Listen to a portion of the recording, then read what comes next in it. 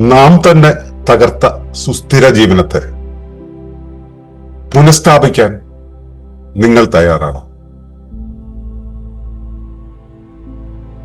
ഇതാണ് ഇന്നത്തെ പ്രമേയം. Restoring sustainability begins with inner change and responsible action. സുസ്ഥിര ജീവനം പുനഃസ്ഥാപിക്കുന്നത് എങ്ങനെ? സുസ്ഥിര ജീവനത്തിലെ തകർച്ച എവിടെയാണ് ആരംഭിച്ചത്? പുനഃസ്ഥാപനം ആരംഭിക്കേണ്ടത് വ്യക്തിയിലാണോ സംവിധാനങ്ങളിലാണോ? സുസ്ഥിരത പുനഃസ്ഥാപിക്കാൻ എന്തെല്ലാം അടിയന്തര മാറ്റങ്ങൾ ആവശ്യമുണ്ട്?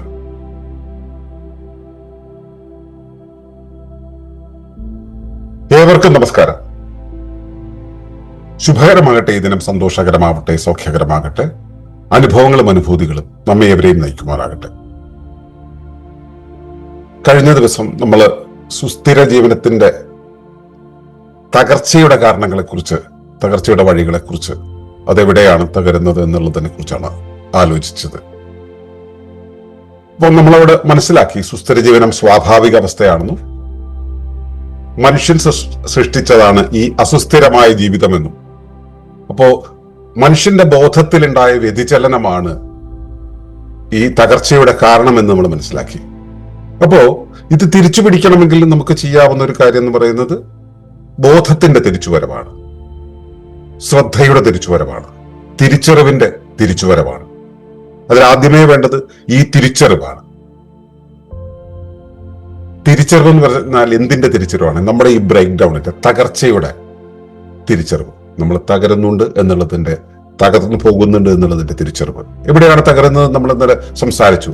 അപജ്ഞാനമാണ്, മിസ്ഗൈഡഡ് നോളജ് ആണ് അതിന് പ്രധാനപ്പെട്ട കാരണം. അത് പ്രകൃതിയിൽ നിന്നും വിഭിന്നമായ കാര്യങ്ങളെക്കുറിച്ച്, പ്രകൃതിയുടെ നിയമങ്ങളെ തെറ്റിച്ചുകൊണ്ട് ആഖ്യാനം ചെയ്ത് മനുഷ്യനുണ്ടാക്കിയവയാണ് ഈ അപജ്ഞാനം എന്ന് പറയുന്നത്. അത് നമ്മളെ കൊണ്ട് എത്തിച്ചത്, പല വിധത്തിൽ നമ്മളെ എത്തിച്ചത് വ്യക്തിപരതയിലേക്കാണ്, ഉപഭോഗ സംസ്കാരത്തിലേക്കാണ്. അത് പ്രകൃതിയിൽ നിന്നുള്ള അകലം നമ്മളെ നല്ലപോലെ കൂട്ടി, നമ്മുടെ പരസ്പരാശ്രയത്വം എന്നുള്ളൊരു അവസ്ഥയെ നഷ്ടപ്പെടുത്തി. അവിടെയാണ് നമുക്ക് തകർന്നത്. അപ്പോ ഈ തകർച്ചയിൽ നിന്നുമാണ് നമ്മൾ പുനഃസ്ഥാപനത്തെ നേടേണ്ടത്, തിരിച്ചു നേടേണ്ടത്. അപ്പോ ആ തകർച്ചയിൽ നിന്നും പുനഃസ്ഥാപനത്തിലേക്ക് പോകണമെങ്കിൽ ഇത് ആര് ചെയ്യും എന്നുള്ളതാണ് ഇവിടുത്തെ ചാലഞ്ച്.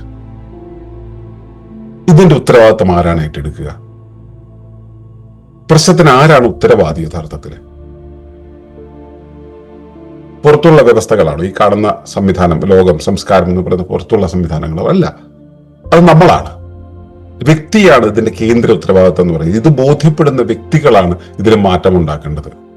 അപ്പോ വ്യക്തിയെക്കുറിച്ചല്ല, ഞാൻ എന്ത്, ആര്, എവിടെ, ഞാൻ ഈ പ്രകൃതി എന്ന് പറയുന്ന മഹാസംവിധാനത്തിൽ എവിടെയാണ് പൊസിഷൻ ചെയ്തിരിക്കുന്നത് എന്നുള്ളതിനെ കുറിച്ചുള്ള എന്റെ ബോധമാണ്, എന്റെ വ്യക്തിബോധമാണ് എന്റെ മാറ്റത്തിന്റെ തുടക്കമായിട്ട് വരുന്നത്. ആരെങ്കിലും കുറ്റപ്പെടുത്തിയിട്ടോ അങ്ങനെ ഒക്കെ നമ്മൾ നിന്നിട്ട് യാതൊരു കാര്യമില്ല. കാരണം ഇങ്ങനെ സുസ്ഥിരത നഷ്ടപ്പെട്ടു, അപ്പോ ഭരണകൂടം ചെയ്തതാണ്, മറ്റാരെങ്കിലും ചെയ്തതാണ് എന്ന് പറയുന്നതിൽ അർത്ഥമില്ല.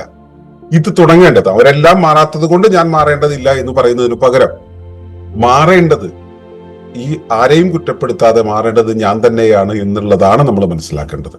അപ്പോ അതിന്റെ ഉത്തരവാദിത്തം ഏറ്റെടുക്കുക എന്നുള്ളതാണ് നമ്മൾ ആദ്യം ചെയ്യേണ്ടത്. ആ റെസ്പോൺസിബിലിറ്റി, അതായത് പുനഃസ്ഥാപനത്തിന്റെ റെസ്പോൺസിബിലിറ്റി നമ്മളാണ് ഏറ്റെടുക്കേണ്ടത്. ഇനി എവിടെ നിന്നാണ് പുനഃസ്ഥാപനം തുടങ്ങേണ്ടത്? നമ്മൾ ആ റെസ്പോൺസിബിലിറ്റി ഏറ്റെടുത്തു കഴിഞ്ഞു. അപ്പൊ ഇനി പുനഃസ്ഥാപനം എവിടെ നിന്ന് ആരംഭിക്കണം? നമ്മളിൽ നിന്ന് ആരംഭിക്കണം, വ്യക്തി ജീവിതത്തിൽ നിന്ന് ആരംഭിക്കണം. അവിടെ നമ്മൾ ആദ്യം ചെയ്യേണ്ടത് വെച്ചാൽ നമ്മുടെ ആവശ്യങ്ങളുണ്ടല്ലോ, ആവശ്യങ്ങൾ പുനഃപരിശോധിക്കുക. ആവശ്യങ്ങൾ, അനാവശ്യങ്ങൾ, അത്യാവശ്യങ്ങൾ, ആവശ്യങ്ങൾ, അനാവശ്യങ്ങൾ തുടങ്ങിയതുണ്ടല്ലോ. ഇതിൽ നമ്മൾ അത്യാവശ്യം എന്ന് പറയുന്നതിനെയാണോ സത്യത്തിൽ അത് തന്നെയാണോ അത്യാവശ്യം എന്ന് പറയുന്നത്? നമ്മൾ ആവശ്യം എന്ന് പറയുന്നത് അത്യാവശ്യം തന്നെയാണോ എന്നുള്ളത് നമ്മൾ പരിശോധിക്കുക. അങ്ങനെ അനാവശ്യമായിട്ടുള്ള നമ്മൾ എന്തെല്ലാം ഉപയോഗിക്കുന്നുണ്ട് എന്നുള്ളത് നമ്മൾ മനസ്സിലാക്കുക. അവയുടെ ഉപഭോഗം കുറയ്ക്കുക എന്ന് വെച്ചാൽ ഇല്ലാണ്ടാക്കുക. അനാവശ്യമായിട്ടുള്ളത് ഉപയോഗിക്കാതിരിക്കുക. ആവശ്യത്തിനുള്ളത് പരിശോധിച്ച് ഉപയോഗിക്കുക. അത് ആവശ്യമാണോ എന്ന് വീണ്ടും വീണ്ടും പരിശോധിച്ച് ഉപയോഗിക്കുക. അത്യാവശ്യത്തിനുള്ളത് ഉപയോഗിക്കുക. ഇങ്ങനെ വ്യക്തി ജീവിതത്തിൽ തുടങ്ങേണ്ടത് ഇവിടെ നിന്നാണ്. ഇനിയോ പ്രകൃതിയോടുള്ള ബന്ധമുണ്ടല്ലോ, ആ പ്രകൃതിയും നമ്മളുള്ള ബന്ധം എന്നുള്ളത് അത് പുനഃസ്ഥാപിക്കുക. ഞാൻ വേറെ പ്രകൃതി വേറെ എന്ന് പറയുന്ന ഒരവസ്ഥയിൽ നിന്നും പ്രകൃതിയോടുള്ള ബന്ധം പുനഃസ്ഥാപിക്കുക. പ്രകൃതിയോടുള്ള ബന്ധം നഷ്ടപ്പെടുത്തുന്ന ഒട്ടേറെ കാര്യങ്ങൾ നമ്മൾ ചെയ്യുന്നുണ്ട്. ഇപ്പോ ചെരുപ്പിട്ട് നടന്നോളൂ. പക്ഷെ ഒരു ദിവസം അല്പമെങ്കിലും നേരം പ്രകൃതിയോട്ട് ബന്ധമുണ്ടാക്കാൻ പകർത്തി ചെരുപ്പില്ലാതെ നടന്നുകൂടെ? നമ്മൾ ഇരുണ്ട AC മുറികളിൽ ഇരുന്നോളൂ. അത് നിങ്ങളുടെ തൊഴിലിന്റെ ഭാഗമായിട്ട് ഇരിക്കേണ്ടി വരികയാണെങ്കിൽ ഇരുന്നോളൂ. പക്ഷെ ദിവസത്തിന്റെ കുറച്ചു നേരമെങ്കിലും നിങ്ങൾ ഈ 4 ചുമരുകൾക്ക് വെളിയിലുള്ള ആ തുറന്ന ആകാശത്തിന്റെ കീഴിലേക്ക് നിങ്ങൾക്ക് കൂടെ അവിടെയുള്ള സസ്യജാലങ്ങളോടും ജീവജാലങ്ങളോടും എന്ന് ഇടപെട്ടുകൂടെ? ഈ രീതിയിൽ അവിടെ തുടങ്ങിയിട്ട് ഭക്ഷണ രീതിയിൽ ഭക്ഷണത്തിന്റെ രുചി അറിഞ്ഞ് കഴിക്കുക. ഭക്ഷണത്തിന്റെ രുചി അറിഞ്ഞ് കഴിക്കുക എന്ന് വെച്ചാൽ മസാലയുടെ രുചി അറിഞ്ഞ് കഴിക്കുക എന്നുള്ളതല്ല. ഇപ്പൊ നമ്മള് കുമ്പളങ്ങയാണ് കഴിക്കുക വെച്ചാൽ കുമ്പളങ്ങയുടെ രുചി അറിയണം. അതിനോ സ്പൈസസ് ചേർത്ത് പുഴുങ്ങിയെടുത്ത സാധനത്തെ അല്ല കഴിക്കേണ്ടത്, പച്ചക്ക് കഴിക്കണം. അതുപോലെ നമ്മുടെ അകത്തും പുറത്തും പ്രകൃതിയുമായിട്ട് ഇടപഴകാൻ സാധ്യതയുള്ള ഏരിയകളുമായിട്ട് എല്ലാം നമ്മൾ ആ തുറന്നു വെക്കുക. അങ്ങനെ വരുമ്പോഴാണ് നമുക്ക് ഈ പ്രകൃതിയോടുള്ള ബന്ധം പുനഃസ്ഥാപിക്കാൻ കഴിയുക. അങ്ങനെയാണ് നമുക്ക് വ്യക്തി ജീവിതത്തിൽ മാറ്റം കൊണ്ടുവരാൻ കഴിയും. നമ്മുടെ ആവശ്യങ്ങൾ പുനർനിർവചിക്കുന്നതിലൂടെയാണ് നമുക്ക് പ്രകൃതിയുമായിട്ടുള്ള ബന്ധത്തെ, സുസ്ഥിരതയുടെ അടിസ്ഥാന നിയമങ്ങളെ നമ്മൾ പുനഃസ്ഥാപിക്കാൻ കഴിയുക. അവിടെ നിന്ന് തുടങ്ങണം. അത്രയും കൊണ്ട് മതിയോ? ഇത് എങ്ങനെയാണ് പ്രാക്ടീസ് ചെയ്യുക? ഇത് നമ്മൾ ചെയ്തു തുടങ്ങി. ഇനി ഇതെങ്ങനെയാണ് പ്രാക്ടീസ് ചെയ്യുക? നമ്മൾ കുടുംബത്തിൽ ഈ സംഭവത്തെ വികസിപ്പിക്കണം. കുടുംബം എന്ന് പറയുമ്പോൾ കുടുംബം അല്ലെങ്കിൽ കൂട്ടം. ആ കൂട്ടം എന്ന് പറയുന്ന അവസ്ഥ എന്താണ്? കൂട്ടം എന്ന് പറയുന്നത് ഒരു ഗണം എന്നുള്ള അർത്ഥത്തിലല്ല നമ്മൾ പറയുന്നത്. കൂട്ടായ്മ, പരസ്പരം ഇഴുകി ചേർന്നിരിക്കുന്ന കൂട്ടായ്മയുടെ ഒരവസ്ഥ. അപ്പൊ ഞാനും എൻ്റെ ചുറ്റുമുള്ളവരുമായിട്ടുള്ള ഹൃദയബന്ധം ഉണ്ടായിരിക്കണം, കൊടുക്കൽ വാങ്ങലിന്റെ ബന്ധം ഉണ്ടായിരിക്കണം. അപ്പോൾ കൂട്ടായ ജീവിതത്തിന്റെ പ്രാധാന്യം തിരിച്ചറിയണം, അംഗീകരിക്കണം, അതിലേക്ക് നമ്മൾ തിരിച്ചു വരണം. ആ കൂട്ടം എന്നുള്ളതിന് ഒരു പൊതുധർമ്മം, പൊതു കാഴ്ച, പൊതുചിന്ത ഉണ്ടാവണമെങ്കിൽ മറ്റുള്ളവർ പറയുന്നത് തെറ്റാണെന്ന് സ്ഥാപിക്കാൻ ഞാൻ ശ്രമിക്കുന്നതിന് പകരം, മറ്റുള്ളവർക്ക് അറിയില്ല എന്ന് ശ്രമിക്കുന്നതിന് പകരം, അവർ പറയുന്നതിന്റെ പുറകെ, അവർ പറയുന്നതിന്റെ തുടർച്ച എന്നുള്ള രീതിയിൽ ഇംപ്രവൈസ് ചെയ്ത് നിൽക്കാൻ നമുക്ക് കഴിയണം. അവരന്റെ ഇഷ്ടങ്ങളെ തിരിച്ചറിയാൻ കഴിയണം, അവരന്റെ വേദനകളെ തിരിച്ചറിയാൻ കഴിയണം, അവരെന്നെ നമുക്ക് ബോധ്യപ്പെടാൻ കഴിയണം. ആരും പ്രകൃതിയിൽ ഒന്നും തെറ്റായി സംഭവിക്കുന്നില്ല. എല്ലാം പ്രകൃതിയുടെ ചില നിയമങ്ങൾക്കനുസരിച്ചാണ് ഇവിടെ സംഭവിക്കുന്നത്. അത് അംഗീകരിക്കുമ്പോൾ തന്നെ നമുക്ക് ചുറ്റുപാടുള്ളവരെ അംഗീകരിക്കാൻ നമുക്ക് കഴിയും. അവിടെ ഒരു യുദ്ധത്തിന്റെ പ്രതീതി, ഞാൻ എന്റെ മുന്നിൽ കാണുന്ന വ്യക്തികളുമായിട്ട് എപ്പോഴും നിരന്തരം ഒരു യുദ്ധത്തിന്റെ സാഹചര്യം സൃഷ്ടിക്കുന്നതിന് പകരം, അവര് തെറ്റാണെന്ന് സ്ഥാപിക്കുന്നതിന് പകരം, അവരെ അവിശ്വസിക്കുന്നതിന് പകരം അവരിലേക്ക് നമ്മൾ ചേർന്ന് നിൽക്കുക, അവരും കൂടെ ചേർന്നിട്ടുള്ള ഒരു ഒഴുക്കായി മാറുക. അങ്ങനെയാണ് കൂട്ടായ ജീവിതത്തിലേക്ക് മടങ്ങുക. ആ കൂട്ടായി നിൽക്കുന്ന സമയത്ത് നമുക്ക് വേണ്ടുന്ന വിഭവങ്ങളെല്ലാം കൂട്ടായി തന്നെ ഉൽപ്പാദിപ്പിക്കുക, സ്വാശ്രയത്വം വികസിപ്പിക്കുക. ഇനി സ്വാശ്രയത്വം പൂർണ്ണമായിട്ട് നേടാൻ കഴിയില്ലെങ്കിലോ പ്രാദേശിക വിഭവങ്ങൾ ഉപയോഗിക്കുക.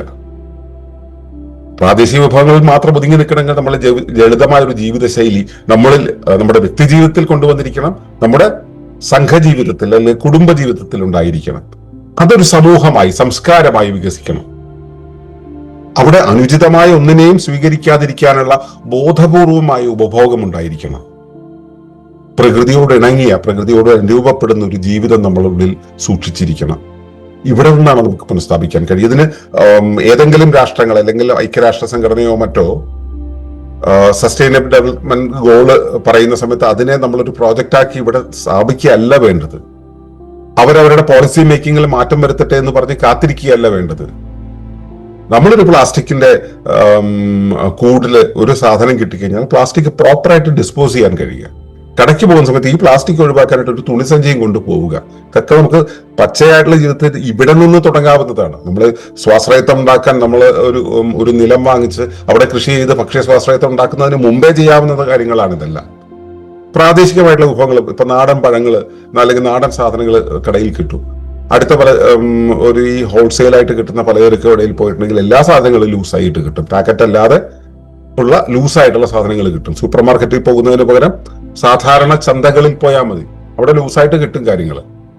അത് വാങ്ങിച്ചാൽ മതി. അത്രയും പാക്കിംഗ് നമുക്ക് കുറയും, അത്രയും പ്രാദേശിക വിഭവങ്ങൾ നമ്മളിലേക്ക് എത്തും. അങ്ങനെ നമുക്ക് തുടങ്ങാം, അങ്ങനെ വേണം തുടങ്ങാൻ. നമ്മളിൽ മാറ്റമുണ്ടാക്കി, നമ്മുടെ ചിന്തയിൽ മാറ്റമുണ്ടാക്കി, നമ്മുടെ ചുറ്റുപാടുമുള്ളവരിൽ ബന്ധുത്വത്തെ കണ്ട് അവരിലേക്ക് നമ്മുടെ സ്നേഹത്തിന്റെ ഹൃദയഭാഷയുടെ വിസരണം നടത്തി അതിങ്ങനെ ഡെവലപ്പ് ചെയ്ത് കൊണ്ടുവരുമ്പോൾ നമ്മൾ പ്രകൃതിയുമായ ഒരു രൂപത്തിലാവും. സുസ്ഥിരതയെ ഒരിക്കലും പുറത്തുനിന്ന് സൃഷ്ടിക്കാൻ കഴിയില്ല. അത് നമുക്ക് നഷ്ടപ്പെട്ട, ആദ്യം പറഞ്ഞല്ലോ, മനുഷ്യൻ അസുസ്ഥിരത സൃഷ്ടിക്കുന്നത് അവന്റെ ബോധത്തിൽ നിന്ന് വ്യതിചലിച്ചുകൊണ്ടാണ്. ആ വ്യതിചലിച്ച ബോധമുണ്ടല്ലോ, വഴിമാറിയ ബോധം, അതിനെ തിരിച്ചു കൊണ്ടുവരണം. ആ തിരിച്ചു കൊണ്ടുവരലിലൂടെ മാത്രമേ നമുക്കിത് തുടങ്ങാൻ കഴിയുള്ളൂ.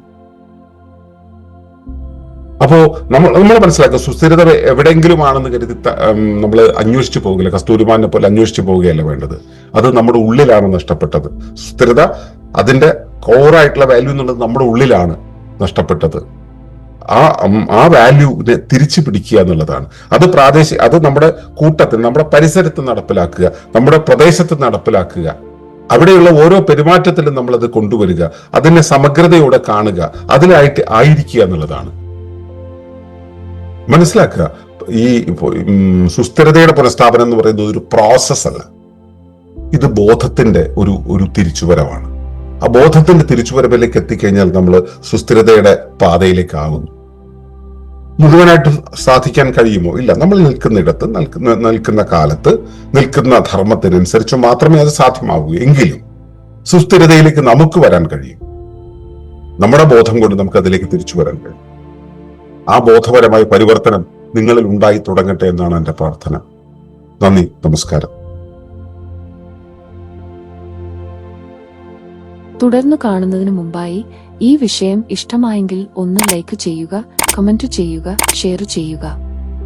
നിങ്ങൾ പ്രകൃതിയെ ഇഷ്ടപ്പെടുന്നുവെങ്കിൽ ഈ ചാനൽ സബ്സ്ക്രൈബ് ചെയ്യുക.